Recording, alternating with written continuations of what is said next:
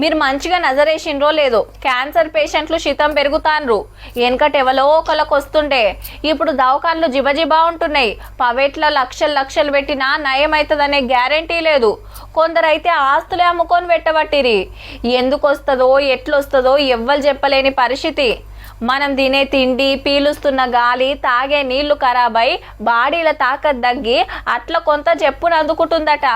అయితే రాచపుండును రంపం లెక్క కోసి పడేసే మందొచ్చిందబ్బా. క్యాన్సర్ బీమార్కి వ్యాక్సిన్ తయారైంది రష్యాలా. దాని పేరు ఎంటీరోమిక్స్. కాకుంటే పెద్ద పేగు క్యాన్సర్ కే, మెదడు, చర్మ క్యాన్సర్లకు ఇంకోటి రడైతంది. జప్పునే అన్నిటికి సుత కనిపెడతారట. ఏండ్లక మనం పరీక్షలు చేసి 48 మంది పేషెంట్లకిస్తే మంచిగా పనిచేసిందట. పేయిల తాకత్ పెంచి డేంజర్ కణాలు చంపేసి కొత్తవి పుట్టకుండా కంట్రోల్ చేస్తుందట. సైడ్ ఎఫెక్ట్లు గిన లేవని సాటింపేసిండ్రు సైంటిస్టులు. క్యాన్సర్ వచ్చిందంటే మస్తు డేంజర్ మరి.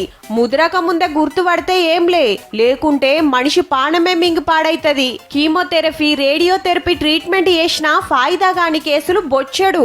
మనకన్నే కాదు దునియా మొత్తాన్ని గజ్జు నొనికిస్తుంది క్యాన్సర్. ఇక రష్యా సైంటిస్టులు తయారు చేసిన గీ టీకా తోటి కీమో అవసరం లేకుంటేనే నయమైతుందట. పేషెంట్ల మీద ప్రయోగం కూడా ఒడిచింది గాని దునియా సైంటిస్టుల సంఘం ఓకే అని సర్టిఫికేట్ ఇచ్చినాకనే అంతటికి సప్లై అవుతుంది, మనకు అడిగినొస్తుంది. మరి గీ టీకా రేటు ఎంతుంటదో గాని జప్పున అందేనా అంటే ఇక క్యాన్సర్ కు బుగులు పడాల్సిన పనే లేదుల్లా.